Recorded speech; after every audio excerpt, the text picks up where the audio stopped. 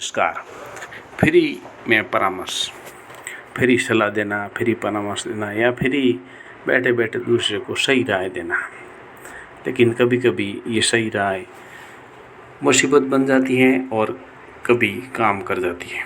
तो आज के वीडियो में फ्री परामर्श वाली बात है, तो उसके बारे में बताऊंगा कि वर्तमान समय में किस प्रकार से फ्री परामर्श दिया जाता है और पहले किस तरह से फ्री परामर्श होता था पुराने ज़माने में, दोनों की बात और उसके साथ एक कहानी। तो वीडियो को लाइक कीजिए, चैनल पर नए सब्सक्राइब कीजिए और वीडियो को शेयर कीजिए। फ्री परामर्श पुराने समय में बहुत सारी जगहों पर लोग देते थे और उसमें एक हित का भाव था। फ्री परामर्श कि लोगों का भला हो, उनको प्रेरणा मिले, उनके जीवन में उत्थान हो। लेकिन वर्तमान समय में जो फ्री परामर्श दिया जाता है उसमें छल कपट भी हो सकता है। लेकिन कुछ लोग जो सीधे साधे होते हैं, शांत स्वभाव होते हैं, तो वो परामर्श सही भी देते हैं। इसकी गारंटी आप स्वयं उनसे तर्क वितर्क करके उनका मन मस्तिष्क देख करके निर्णय कर सकते हैं कि आदमी कितना सही है और कितना लोगों को बेवकूफ़ बना रहा है। तो परामर्श, हम जैसे कहीं पर खड़े हैं और आप बोल रहे हैं आपको कहाँ जाना है, हमको वहाँ दिल्ली जाना है, तो आप ट्रेन में चले जाओ। अच्छा, ट्रेन में टिकट नहीं है, बस में जाएंगे। नहीं तो हमारे एक दोस्त का गाड़ी आ रहा है, उसमें चले जाओ। क्या मैं जा रहा हूँ, मेरे साथ चलो।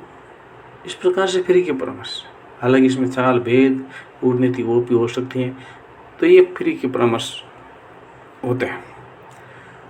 वर्तमान में यूट्यूब पर भी, जैसा कि मैं भी आपको फ्री में परामर्श दे रहा हूँ, फ्री में ज्ञान दे रहा हूँ, एक सलाह दे रहा हूँ, तो कुछ निस्वार्थ भी होते हैं। हालांकि मेरा भी इसमें कुछ यूट्यूब वालों का, फेसबुक वालों का, इंस्टाग्राम वालों का या किसी का भी हो, सोशल मीडिया पर हो, तो कुछ न कुछ परामर्श देते हैं, कुछ ज्ञान बांटते हैं। उनका भी कुछ न कुछ उद्देश्य होता है और कुछ अपना दिल शांत करने के लिए, एक व्यस्त रहने के हिसाब से भी करते हैं। तो अलग अलग तरीका भी होता है। ऐसे ही एक कहानी है जिसमें एक व्यक्ति ने अगरबत्ती की दुकान डाली और फिर उसके पास में आने लग गए परामर्श देने वाले। तो अगरबत्ती की दुकान बहुत अच्छी, शोरूम बड़ा डाला दुकान, और दुकान में नाना प्रकार की अगरबत्तियाँ थी। उसने दुकान के बाहर एक साइन बोर्ड लगाया कि यहाँ सुगंधित अगरबत्तियाँ मिलती हैं, दुकान के बारे में। तो दुकान चल निकली क्योंकि यहाँ सुगंधित अगरबत्तियाँ मिलती हैं, इस स्लोगन था। तो दुकान अच्छी चलने लगी। एक दिन एक ग्राहक उसके दुकान पर आया और कहा, आपने जो बोर्ड लगा रखा है उसमें एक विरोधाभास है, यानी गलत शब्द है। भला अगरबत्ती सुगंधित नहीं होगी तो क्या दुर्गंधित होगी? ये विरोधाभास शब्द हो गया। अगरबत्ती सुगंधित ही होती है, आप सुगंधित शब्द को हटा दीजिए।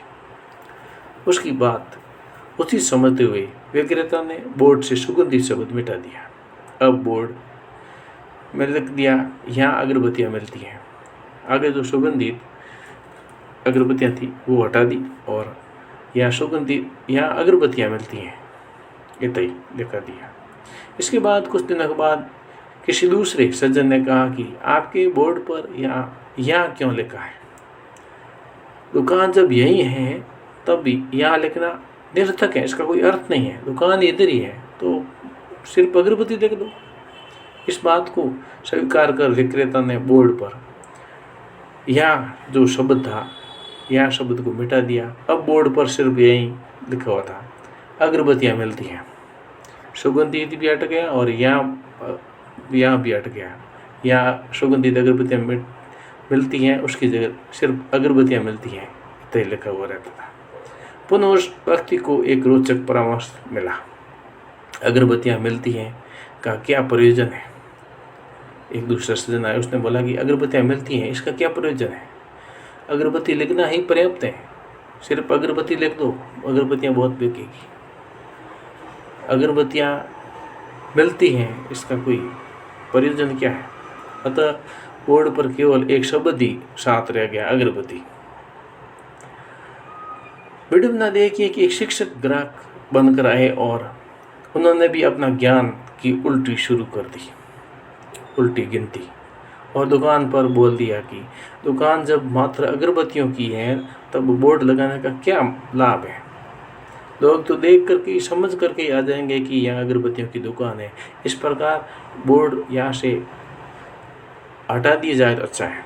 और फिर वो दुकान मालिक ने बोर्ड को हटा दिया और काफ़ी समय के बाद में दुकान की बिक्री बहुत कम पड़ गई, क्योंकि बोर्ड नहीं था। सुगंधित अगरबत्तियाँ कैसा भी नहीं लिखा था, बिना बोर्ड की दुकान थी। हालांकि देख कर लोग आने वाले थे। विक्रेता चिंतित करने लगा कि एक दिन में उसका पुराना मित्र उसके पास आया। अनेक वर्षों के उपरांत मिले और मित्र ने इसकी स्थापना उसकी चिंता ना छिप सकी और उसने इसका कारण पूछा तो व्यवसाय में गिरावट का पता चला। मित्र ने सब कुछ ध्यान से देखा और कहा, तुम बिल्कुल मूर्ख हो, इतनी बड़ी दुकान खोल दी और बाहर एक बोर्ड नहीं लगा सकते थे या सुगंधित अगरबत्तियाँ मिलती हैं। उस सज्जन ने कहा कि यहाँ पर पहले बोर्ड लगा हुआ था और यहाँ सुगंधित अगरबत्तियाँ मिलती हैं, लेकिन धीरे धीरे सलाह देने वाले, परामर्श देने वाले आए और उन्होंने एक एक शब्द को हटा दिया और फिर पूरा बोर्ड ही हट गया। तो ऐसे परामर्श देने वाले भी होते हैं। आपके जीवन में प्रत्येक पग पग पर सुझाव देने वाले मिलेंगे जो उस विषय के विशेषज्ञ नहीं हैं, फ्री में सलाह दे देंगे, परंतु लगेगा कि सारा विज्ञान, दर्शन शास्त्र, समाज शास्त्र, राजनीतिक शास्त्र इत्यादि उनमें अंतर्निहित हैं और वो साथ में लेकर के ही जन्मे हैं। आप ऐसे व्यक्तियों को सुनेंगे या अनुपालन करेंगे तो आपकी स्थिति भी उस विक्रेता की भांति हो जाएगी। आप किसी को भी विषय या निराकरण के लिए उससे संबंधित विशेषज्ञ की सुने या अपने अंतर चेतना की, क्योंकि आपको आपसे अधिक कोई नहीं जानता। तो ये इस प्रेरणादायी कहानी है कि प्रेरणा देने वाले, परामर्श देने वाले लोग हर कहीं मिल जाते हैं। कुछ लोग ज़रूरी प्रेरणा देते हैं लोगों को आगे बढ़ाने के लिए, लेकिन कुछ लोग अपना हिसाब से देख लेते हैं कि इसको ये प्रेरणा दे देते हैं, लेकिन उसका भला बुरा क्या होने वाला है वो उनको ध्यान नहीं है। लेकिन जो समझने वाला है, जो परामर्श लेने वाला है, उसको समझ होनी चाहिए कि यह परामर्श मेरे लिए फ़ायदेमंद है कि नहीं है। जैसे ये सुगंधित अगरबत्ती यहाँ मिलती हैं, ये दुकान थी और धीरे धीरे शब्द हटते गए और धीरे धीरे दुकान भी कम ग्राहकी होने लगी। तो इस प्रकार से आप स्वयं उदाहरण से समझ सकते हैं कि फ्री का परामर्श हमेशा सत्य भी नहीं होता है। अपना फ़ायदा नुकसान समझ करके ही आगे बढ़ना चाहिए। वीडियो को लाइक कीजिए, चैनल पर नए सब्सक्राइब कीजिए और वीडियो को शेयर कीजिए। ये परामर्श, ये फ्री का वादा, फ्री कुछ इलाज की बातें, फ्री आयुर्वेद की बातें, फ्री दुनिया भर की राजनीति की बातें।